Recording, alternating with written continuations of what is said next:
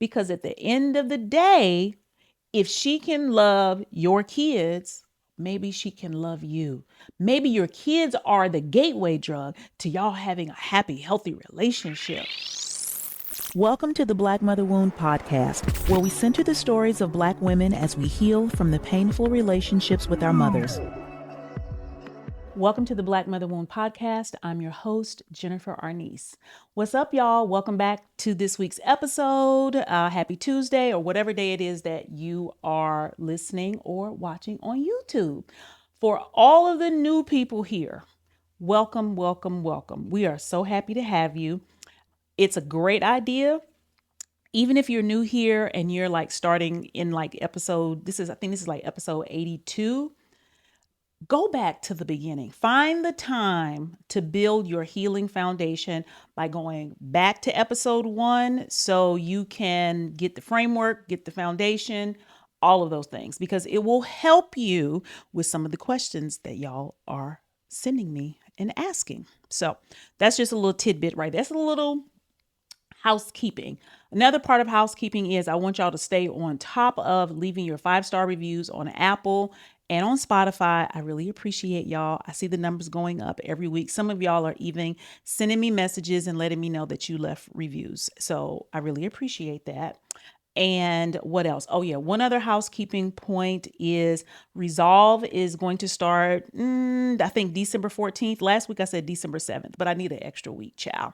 So if you are interested in working with me live in a community of like-minded women that can, change your life for 2026 and beyond, there's a link in the show notes and in this description also. And you can just click join the wait list. And when the doors open, I'll send you an email and you can join me. It is so good. It's so good. It's so good. It's so good. So just keep that in mind. So I have another link that is on my show notes that is like, if you want to ask a question, which, I don't even talk about it anymore because y'all have been sending questions in and things y'all want me to talk about. And so I printed it out last week and it's probably about 50 questions. And I am going to pick one today to go over. And I think what I'm going to do is, I've done this once before. It was like a question and answer where I just went through a lot of the questions and then just put them in an episode. I think I'm going to do that for next week. But this question that was asked is extremely popular. And I've talked about it in my one-on-one coaching. I've talked about it in my Resolve course, but I don't think I've really talked about it in a standalone episode. And I think it deserves its spotlight. It deserves to be the main character today. And if you all look back, a lot of what I talk about it's not about the relationship with your mother, right? It's about the relationship you have with yourself. It is about how you can heal from the toxic relationship with your mother. But this right here is about family dynamics. And specifically, this question was asked, and I kind of had to summarize this. How do I navigate healing while in contact with my mother for the sake of my daughter to have a grandmother? So I'm talking to the parents who want their kids to have a relationship with their grandmother, but it is taxing, right? And I'm so glad somebody asked this question because I get this all the time. And I have had to kind of have my own coming to Jesus with this, right? So that's what we're going to talk about, because this week is also Thanksgiving, and a lot of y'all are doing stuff with family for the sake of your kids and because you want to be a good parent. You want to be a good mom. So you're like, I will go through these uncomfortable weekends, days, dinners, so that my child can have this experience that I want them to have, right? And I can't even fault you because I get it. I get it.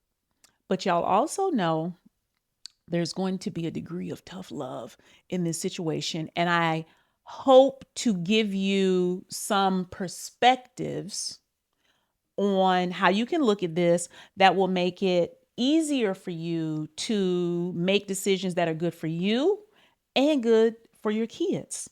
You heard I say good for you and your kids, not a decision that's good for your mama. Okay, so remember that. Okay, so I'm just going to jump right in. I have notes, but I don't even know how I can this topic. I mean, I'm trying not to cry too. Okay. So let's talk about this. You and your mama had a tight relationship. Tight, I don't mean good like y'all close. I mean tight like painful, right?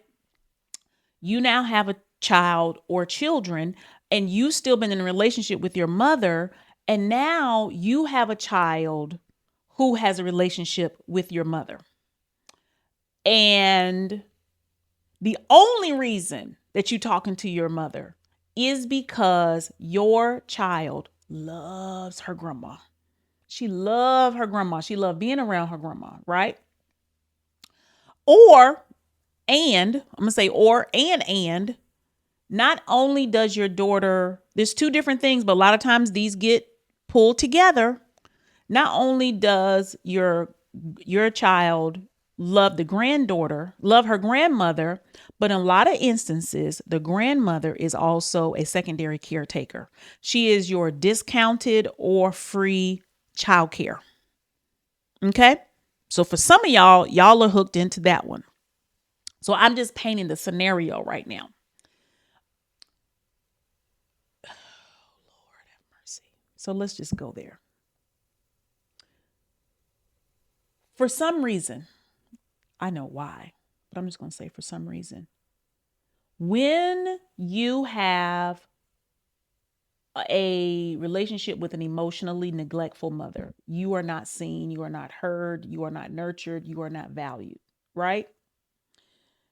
That causes us to create a fantasy of the perfect mother because we need it so desperately. We need someone who is loving. We need someone who is caring. And we believe, of course, there's something that we can do to evoke that response from her, right? So we have a habit of fascinating about happy endings, happy family endings. And even though we know she is not going to do right by us, we have been trained to believe that this love of our life, we think a man is the love of our life, for my hetero folks. You know, if you're not hetero, then whatever. Your romance, you think that the romance is the love of your life. But really, your mother has come to be the love of your life, right? And you love her so much. And you have this dream of what your life will be like if she loves you. That's what this whole thing is like. If she were to love me, my whole life would be better. And we are also attached to the comparison and looking at everybody else's life and who they are with their mother. And, oh, this situation, if we can go here and have this and take these pictures and be seen, and all of this validation that we are seeking, right? Once we become parents, we take all of that fantasy and then we dump it on the relationship between your kids and their grandma.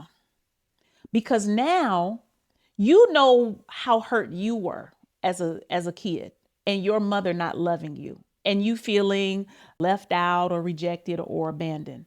And here you are with a son or daughter or both, and you want to do whatever you can to make sure your children don't feel that same loss. You want them to have everything they deserve. You want them to have a great relationship with you. You want the dad to be involved. You want the village, and you want them to have a grandma, because every little kid deserves to have a loving grandma come and scoop them up and be there with them and make them feel special. And maybe you had that, right? Maybe you had a loving grandmother and it meant something to you. So now You are trying to facilitate a relationship between your mama and your kids. And it has you in a chokehold because one, you still feel responsible in some ways for the relationship you have with your mother. And you're like, maybe if it didn't happen with me, it can happen with my kids and her grandkids. Maybe that will be the thing that can soften her up. Maybe that will be the thing that will make her be more loving and connected with us. And what you don't realize is because of your need, because of your desire, because of your fantasy, you have thrown your kids into the ring and kind of offered them as a sacrificial lamb. Because at the end of the day, if she can love your kids, maybe she can love you. Maybe your kids are the gateway drug to y'all having a happy, healthy relationship. Does any of this make sense?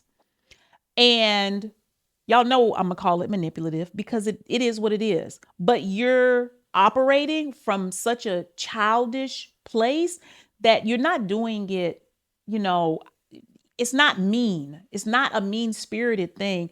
It is still you in this last ditch effort to create and bring your fantasy to fruition because now you have another generation. And the last thing you want is more evidence that your mama ain't shit. You just need there to be something redeeming about your life and your family so you don't feel any more shame than you already feel right now. And you think you can control the relationship with your mother with your child. Somebody edges is like gone right now. They gone. You gasping right now. And you can tell yourself whatever you want to tell yourself. It's still manipulative. It's still you centering the relationship with your mother. And now you're teaching your children to center the relationship with the mother, right? And I want to ask you, is it going to be worth it in reality? Is it going to be worth it? This this thing, I don't know if white people have it, but I'm gonna talk about black folks, and I'm gonna even talk about Southern black folks. There's this thing where it's like, because of slavery, I'm gonna take it all the way back to colonialism and chattel slavery,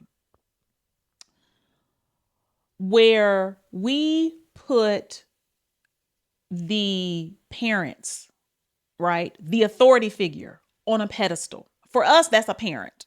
Okay. In slavery, it was the master pedestal, right?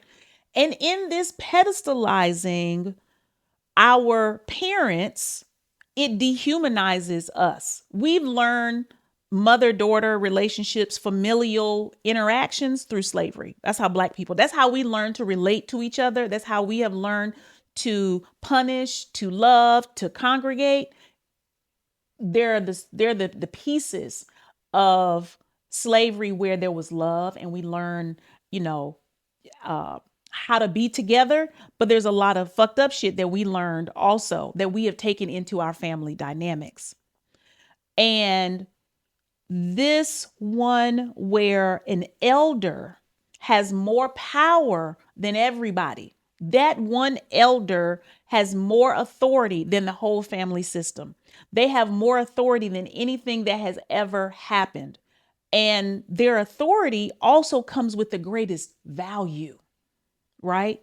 It's like there's nothing greater than having a loving grandmother. And the romance of it all that we put ourselves through, that society teaches us, causes us to then twist ourselves into a pretzel so that we can fit into this tiny box with a hope that we're giving our kids something that we didn't have. And we're trying to give them something we didn't have from the same person that couldn't give it to us. And this compulsion to make something be what it's not is fucking you up. And if you're doing it in this situation, you're probably doing it in your friendships and your romantic relationships also. Because we're so used to friction, we're so used to tension and friction that it doesn't even dawn on us that we are abusing ourselves. It doesn't even dawn on us that we have put our kids in the eye of a very toxic storm. Okay? Because she's not different. And you don't need to try and make your daughter or son the conduit for her fucking change. Like, just think about how fucked up that is. And why do you want your kids to believe something that's not true? And when we set up this fantasy, we're setting up value systems at the same time. And instead of teaching our kids that the value system is care, respect, authenticity, nurturing, those values, we teach that the value is having a grandmother, growing up with family. The value is being there on Sundays, being at their house for holidays, sitting in their lap, trying to get good pictures, forcing memories down somebody's throat. That's the value that we have because that's the currency. That's the currency that you're using. And you learned that from your mother because she also had a fucked up currency. Her currency was a well-behaved daughter, one who was obedient. She had good grades. She made the right choices. The house was clean when she got home. That was the currency. You were dressed nice. You lived in a good neighborhood. Her currency wasn't that you had high self-worth, that you took yourself serious, that you appreciated who you were as a person, that you were confident. That wasn't her currency. Because she was still trying to prove her worth because she got a mother wound too. So what you don't realize, and let me say this, she honestly believed that she was being a good mother. She honestly believed it. She believes it. Not past tense, still does. My mother, I guarantee it. She believes that she's a good mother, that she was a good mother. Everything she did was from a place of love as she interpreted it, but it was through her trauma. So for y'all out here, and I can't even front or like hold your hand. For y'all out here trying to maintain a relationship with your mother so she can be a grandmother, be careful because you on a very slippery fucking slope. Because you need to make your first priority your child's safety, emotional, mental, physical safety. And it's very, very easy to teach her or him how to accommodate their grandmother. Oh, well, she's just old. Oh, well, she's just tired. Well, she didn't mean that. So you get your child into this loving, air quote, loving relationship with their grandmother. And because you haven't taught them boundaries, you haven't taught them core boundaries because they've been watching you and you probably don't have good boundaries. So you be letting shit slide. So now they with their grandma letting shit slide. They're able to be manipulated. And some of y'all like, no, it's not like that. You don't know what the fuck it's like when you're not there. And you don't know how your child is perceiving all of these things. And, my mother stopped speaking to me 10 years ago. She stopped speaking to my son as well. That was painful, but it made sense because I didn't know how you was going to talk to him and not talk to me because that's some fucked up shit. Two decide to be loving with your grandchild, but not be loving to your own child, is some first class fucking manipulation. And y'all are letting that shit fucking slide. Y'all are letting that shit slide because you think it won't happen to your kids. You think because it's all cute right now when they're 2 months old or 4 or 5 or 6, or they're like little, it's cute until your child starts to see who they are, till they start to have different perspectives. Now what? Because I have clients that come to me and they're like, I had a difficult relationship with my mother, but she helped me raise my kids. And now my kids and my grandma and their grandmother, they tight and I'm locked out. The grandmother has influenced the child against her own mama. But because she wanted the relationship so bad, she wanted it so fucking bad that she couldn't even see the lion's den that she had put her own child in. And now that child done turn around and is biting the hand of the mama, chilling with the grandma. I've had that happen. I've had this story come to me more than a few times, right? So what does it take? What does it take to come out of the fantasy? Because this is a fantasy question. This whole thing about being with I want my child to have grandparents. I wanted my child to have grandparents too. But more than I wanted my child to have grandparents, I wanted him to have someone and people in his life that value him, that cherish him, that pour into him, and they do it without there being a cost to him. There's no payback. He still gets to be a kid. He still gets to be himself. There is nothing that he has to come back and deal with. Right? And what I need you to understand is, you need to understand what's most important to you. The picture of love or actual love.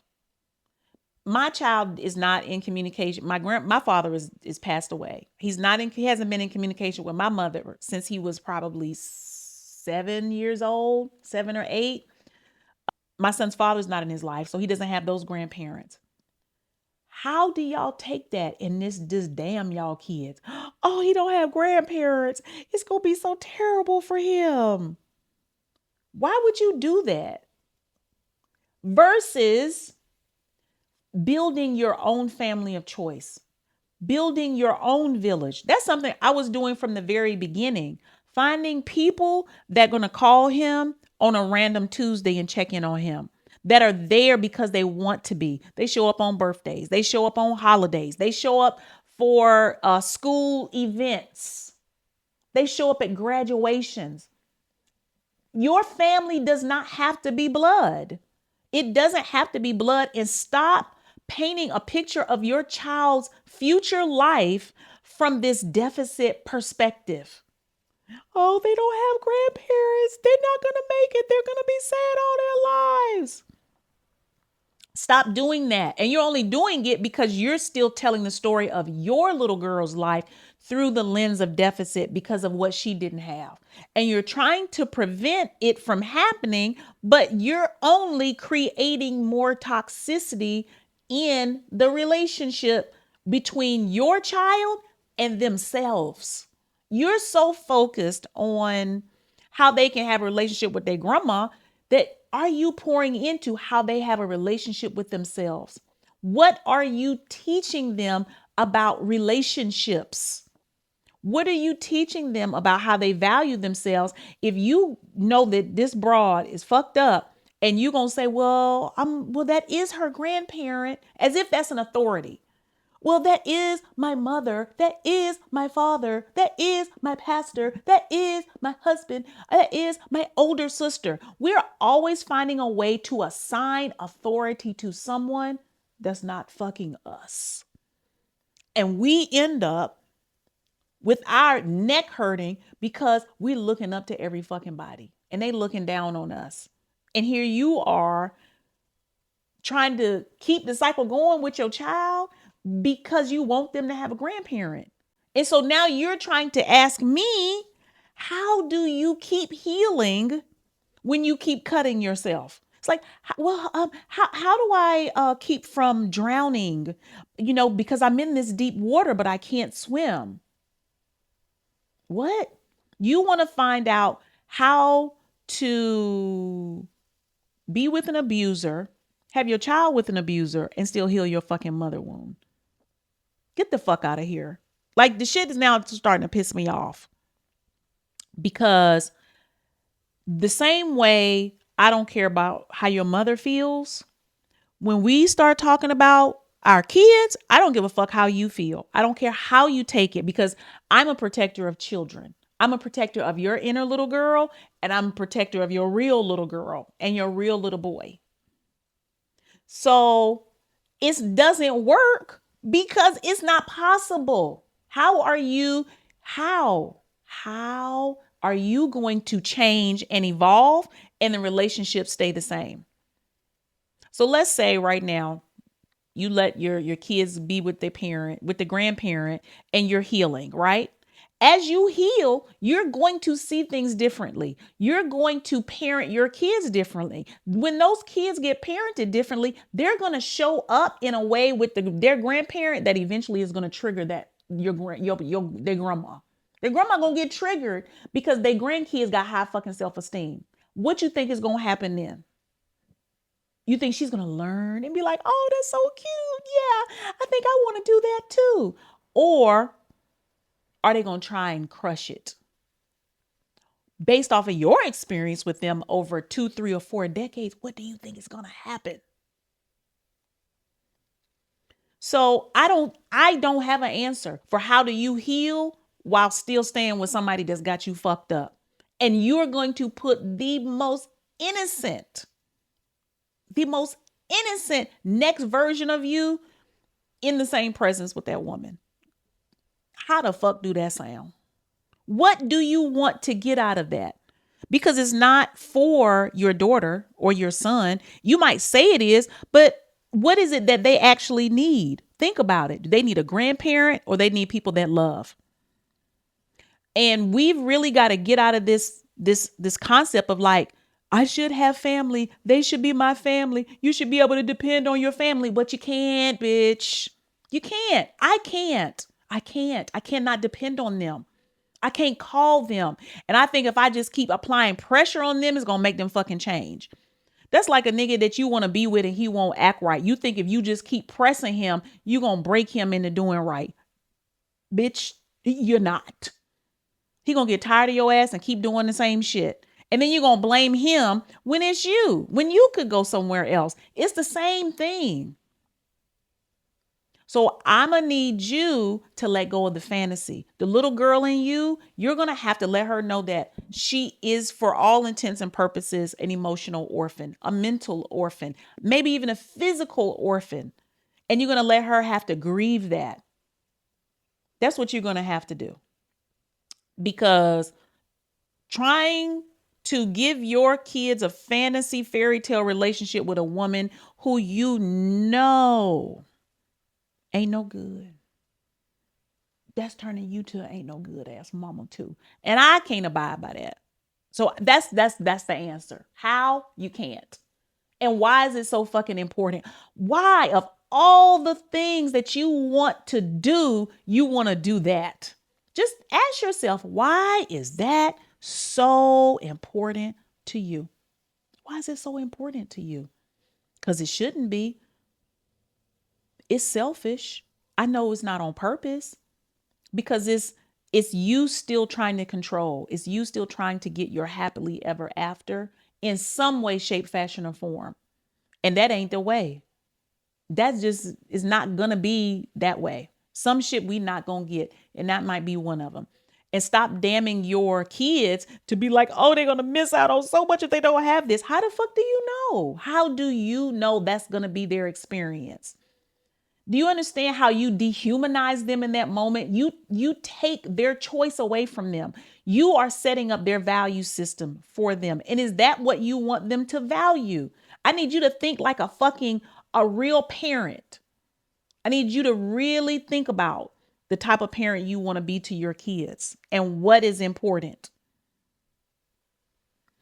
Because What you teach them when they're young is what they grow up with, even if you don't realize it. It is. That's all I got for y'all. That's what I got for you today. If this applies to you, I would love to hear in the comments, one, if this is something you're going through. Two, if this is something that you've been through and you're on the other side of it. Because I think it's important for people to hear the stories of the getting over to the other side outside of the stories for me. So I would love if you have navigated this and you've had to make hard choices and you can see the fruit of that labor, send me a message, DM me on Instagram at Jennifer Arnese, leave a comment leave a comment on YouTube, because I think this is very important topic, especially around fucking holidays when you're feeling all this pressure to be lovey-dovey and the TVs and marketing and propaganda got you all in your goddamn feelings, right? So it's really important to think about this right now. And just as a feedback, my son is 18 now. And he's not like, oh, where is my grandparents? I need my grandparents. He not even thinking about that shit. I didn't grow up with grandparents, and I don't feel a loss of not having grandparents. That's something that somebody has told you. It's great to have people to love you, but how they come to you is less important. It's less important. So I know that this horror story of your kids not having grandparents is in your mind. It's not a real thing. And don't make it a real thing for your kids. Okay? Don't do that shit. Because that's what your mother did to you. You're doing the same thing. Be careful. Okay? I love y'all deeply and dearly. I'll be back next week. Enjoy yourself. Don't let anybody play in your fucking face. If you don't want to spend time with them people, don't. If you're going to feel guilty for having boundaries, find ways to soothe yourself. If you need a middle ground between engaging and setting hard boundaries, this is always my go-to right here when you're going to be around family. Come late and leave early. Come late and leave early. Let people know, oh, I have an appointment that I'm coming from. I have somewhere else I have to go. Whatever it is, you can make it up. It don't have to be true, and nobody has to like it, right? So I hope that helps. I'll see you all next week. Bye.